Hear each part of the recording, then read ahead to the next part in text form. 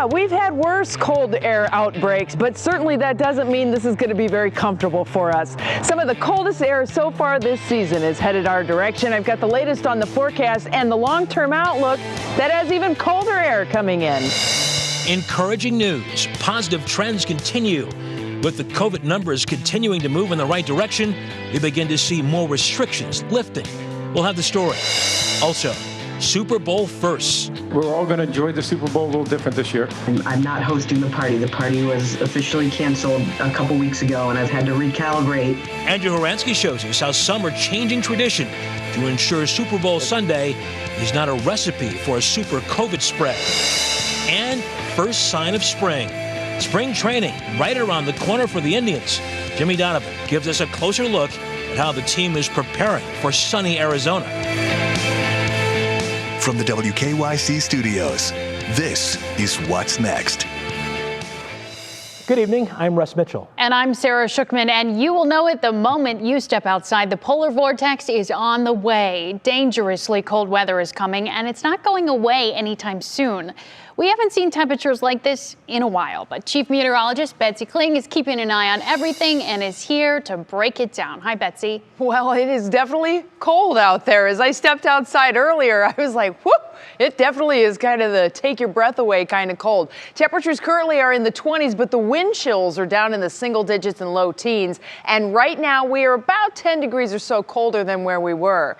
But out here to the west, you can notice considerably darker temperatures. That means they are even colder than we are as of 24 hours. That 24-hour temperature change, as a matter of fact, significantly colder. That is the air that is coming in. So the temperatures will continue to fall as we head through the night. It is 16 in Detroit, 10 in Chicago, 6 above in Green Bay. That is the type of cold air that is going to be settling in. Now, the next 12 hours for us, well, we're going to cool off as we go through the overnight hours. Notice the wind chills here. We're going to be down around 0 or so for the wind chills tomorrow morning. Winds will remain brisk through the day tomorrow. Finally, by tomorrow night, it looks like things back off a little bit. We have a little snow that's going to sweep in here for our Super Bowl Sunday, and then we are off to the races for what is expected to be a very cold week. As a matter of fact, I'm just going to give you a peek at what we're talking about. Average highs this time of the year in the mid-30s. We don't even break out of the 20s, and beyond that, it gets even colder. I'll tell you all about that straight ahead in my full forecast. All right, Betsy, we'll see you soon. Thank you. Cuyahoga County will allow its stay-at-home advisory to expire. Health Commissioner Terry Allen said today he has seen some welcome decreases in COVID-19 numbers over the past few weeks, but he also says this does not mean it's time to let our guard down. Residents should still stay at home to the greatest extent possible and avoid crowds and environments that encourage larger groups of people to congregate. Large gatherings, parties, and celebrations should still be postponed so we can continue to reduce transmission rate while increasing the number of Cuyahoga County residents vaccinated against the virus. Cuyahoga County remains in a level 3 or red emergency on Ohio's coronavirus advisory system. Akron City Schools is ready to start vaccinating teachers tomorrow so students can return to class soon. But the process for the district hasn't been easy with a vaccine shortage. It's currently 2,200 doses short. We're told the district is prioritizing teachers by what grades they teach and will then determine which grade should come back to the classroom first. University Hospitals is sending its mobile coronavirus testing units to Cleveland churches this weekend. UH says these events are designed specifically to serve minority communities who often have less access to testing. If you need to get a COVID-19 test, you can go to Faith Temple Church on Crawford Road between 10 and 1 tomorrow, or you can go to the New Jerusalem Missionary Baptist Church on Addison Road between 2 p.m. and 5 p.m. Pretty soon, all 30 NFL football stadiums will be made available for mass coronavirus vaccinations for the general public. So what does this mean for Northeast Ohio? Laura Queso has answers for us.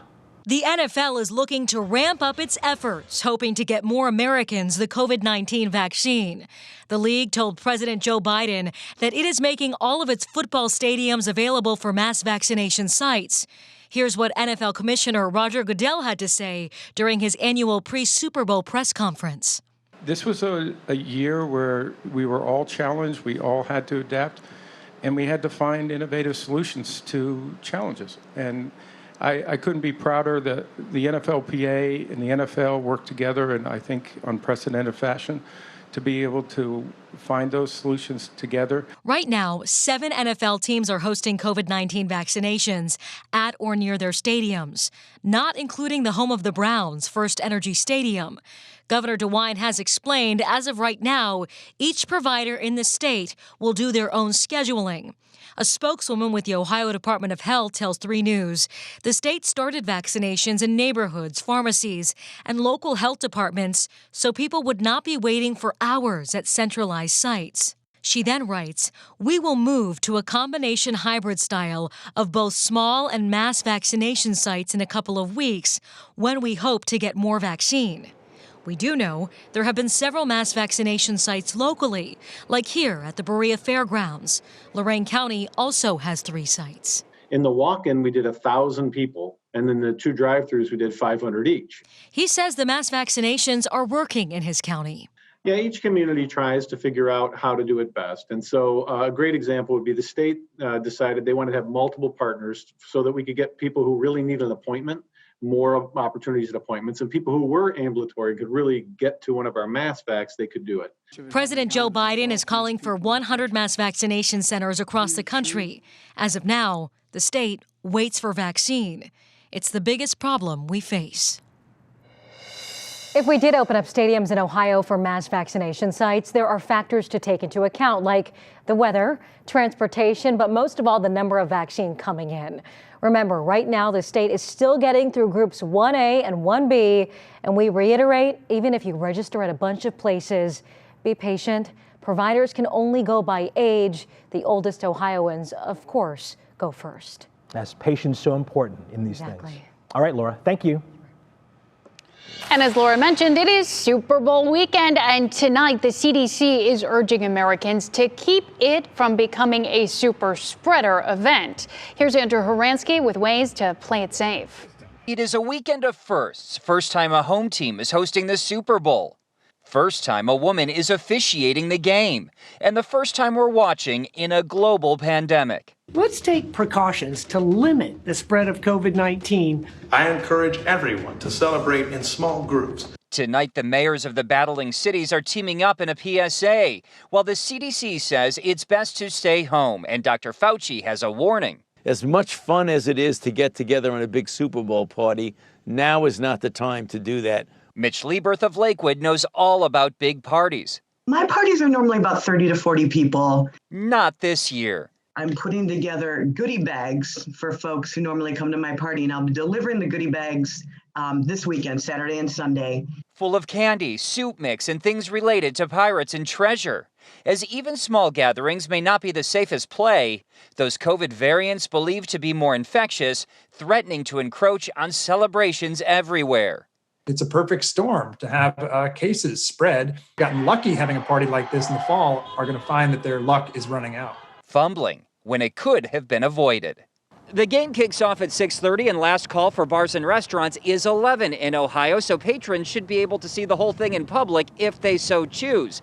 The hope is they also choose to follow the rules, wearing masks and practicing safe social distancing. In Cleveland, I'm Andrew Horansky, 3 News. The former Columbus police officer who shot and killed Andre Hill has pleaded not guilty. A judge today said Adam Coy's bond at $3 million. In December, Coy was responding to a suspicious vehicle call when he saw Hill in a garage and eventually shot him. Coy is charged with murder, felonious assault, and dereliction of duty. New tonight, President Biden says former President Trump should not receive classified intelligence briefings. In an interview with CBS News, the president says the former president should not be entitled to the longtime presidential practice because of, quote, his erratic behavior unrelated to the insurrection, end quote. Also this evening, Fox Business News announced it has canceled Lou Dobbs Tonight, its highest rated program. Dobbs, Fox News, and others are being sued for $2.7 billion by election technology company Smartmatic, which says that group defamed the company by falsely accusing it of being part of an unproven, discredited charge of trying to steal the November 3rd election. While Congress works to enact President Biden's $1.9 trillion coronavirus relief plan, the president committed that third stimulus payment will be $1,400, no less. President Biden says that's what America was promised. However, he did say those payments could be better directed at those who need the money most. Today, the Senate voted 51-50 to advance the budget resolution without Republican support. Still ahead tonight, taking flight. How a bird watching event for some has become almost as popular as the Super Bowl itself. And a super honor this weekend for one of the Browns' biggest fans. We'll be back. What's Next is sponsored by the Calvetta Brothers Floor Show. It's time to fall in love again with your home.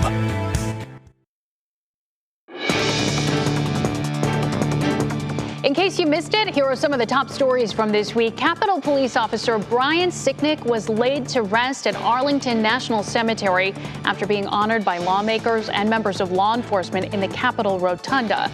Sicknick died last month after he was injured in the Capitol riots. In Cleveland, City Council approved a new job creation grant for Rocket Mortgage. It should bring about 700 new jobs to Northeast Ohio inside the company's office space downtown. And even though the Cleveland Browns aren't playing in the Super Bowl this weekend, the team is sending a handful of healthcare workers to the big game in style as part of an NFL appreciation program.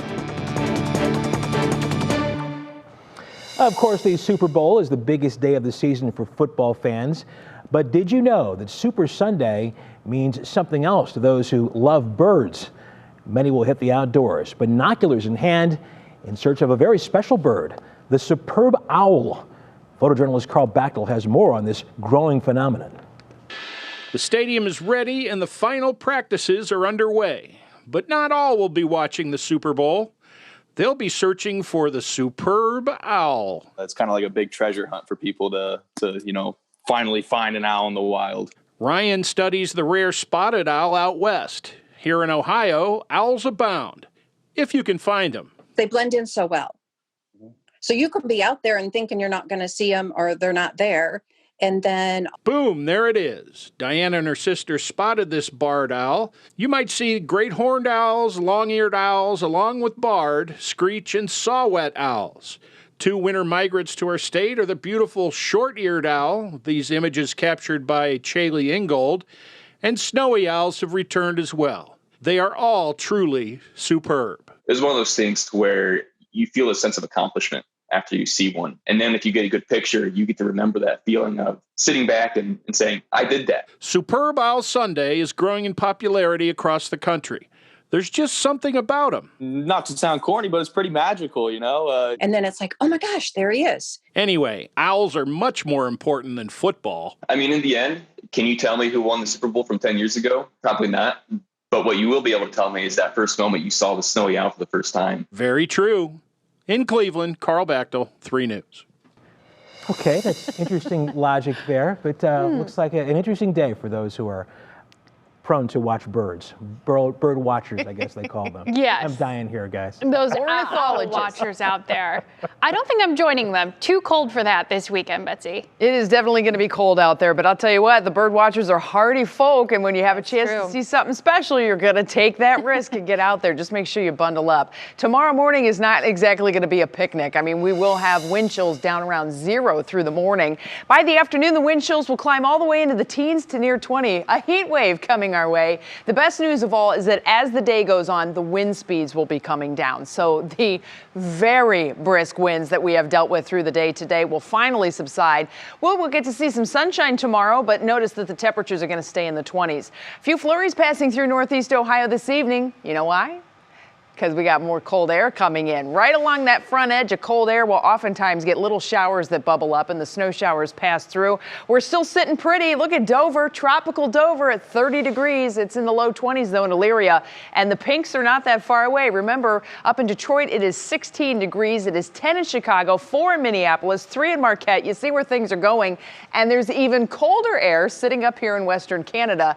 All of this is still to come, my friends. The big thing is all of this sinks south, and the big question that sets up after that is just how far south, because where that boundary sets up, we will end up having a storm track. Now, in the meantime, we have that west-southwest wind. Buffalo's getting hammered with the lake effect snow, and look at the snow coming off of Lake Michigan, Lake Superior, Lake Huron. It is going west to east. Lake effect is wind dependent. The wind will point exactly to where the snow is going to end up going, and that west-southwest wind is going right along the long axis of Lake Erie. So they've had some really good bouts with snow tonight. Now, I mentioned the cold air to the north of us. Look how clear it is. Cold air is very heavy, very dense, and it does not hold much moisture. So oftentimes we will get brilliant sunshine when this cold air comes in. We do have some sun in the forecast, but it all depends on where that storm track sets up. Just to kind of showcase to you how, a storm track, literally the storm systems will travel along there. And if we look at the snow projection as we go through the next few days, look at how that follows exactly where that storm track is. So now that we have that set, one thing to note is that this is not terribly far south. So we're going to see a push of cold air come in, and then it just kind of stops. And then a second push will come in as we go through next week. That's when things get really cold. National Design Mart hour-by-hour forecast, sub-zero to near zero wind chills tomorrow morning, temps in the teens. We're going to see some sunshine, though. There's that. Just don't expect it to warm you up, except in your spirits. We do have temperatures by the afternoon that'll be into the mid-20s, so at least we get a break in that regard. Then as we go through Saturday night into Sunday, we're talking about more cold air filtering in, and we get a little push of snow that comes across the area for Sunday morning. That should clear out as we get into the afternoon. We'll probably have a little bit of lake effect lingering, but look at the brilliant sunshine out to the west. 3 p.m. on Sunday, 14 degrees. It's going to be a cold Super Bowl Sunday for us, everybody. Hopefully you have plans to stay inside. Not expecting a lot of snow on Sunday, maybe another 1 to 3 inches. Here's your Union Home Mortgage outlook. And temperatures, this looks great, right? 20s. It's all relative, because once we put the days 8, 9, and 10 in, you can kind of see where things go from there. It's down into the teens. So hang on, everybody. We got plenty of cold air and a few bouts of snow still to come our way. Sarah? Oh, thanks for keeping us warm in our spirits, though. We can count on you for that, Betsy. Thanks. Up next in sports, it's one of the better rivalries here in Northeast Ohio. Akron taking on Kent State tonight in college hoops. Nick has all the action from the game when we return. This sports report is sponsored by the people-pleasing people at Sarah Auto Park in Akron. Always great to welcome you back, getting you set up for Super Bowl weekend. Going to be a lot of basketball, though, until kickoff. You've got college hoops, the NBA, and let's start with the Cavaliers. I don't know if you've seen their February schedule yet. It is not going to be easy, and tonight was no different, taking on the Milwaukee Bucks over at Rocket Mortgage Fieldhouse. Coach J.B. Bickerstaff and the Wine and Gold hosting Giannis Antetokounmpo and the Milwaukee Bucks. The Wine and Gold, they played a solid first half. Andre Drummond with the ball, sends it out to rookie Isaac Okoro. He beats the shot clock with a tray ball. Cavs up 59-55 with a minute to go in the second quarter. It was the second half, though, that was the problem. Cavs down 10. DiVincenzo with a football pass out to Middleton. Middleton sends it back to DiVincenzo. That's a bucket. And then the final dagger here, Antetokounmpo has it. You think he'd keep it because he was on fire tonight, but it's Bryn Forbes, who started his college career at Cleveland State with the final dagger, and that's your ball game. Final score, Bucks 123, Cavs 105. Same two teams go at it tomorrow. Meanwhile, speaking of the NBA, they say they want to hold an all-star game in Atlanta in March. LeBron James, not a fan. He said he has zero excitement about an all-star game this year. He said with everything going on, it doesn't make sense. He said that's a slap in the face to the players.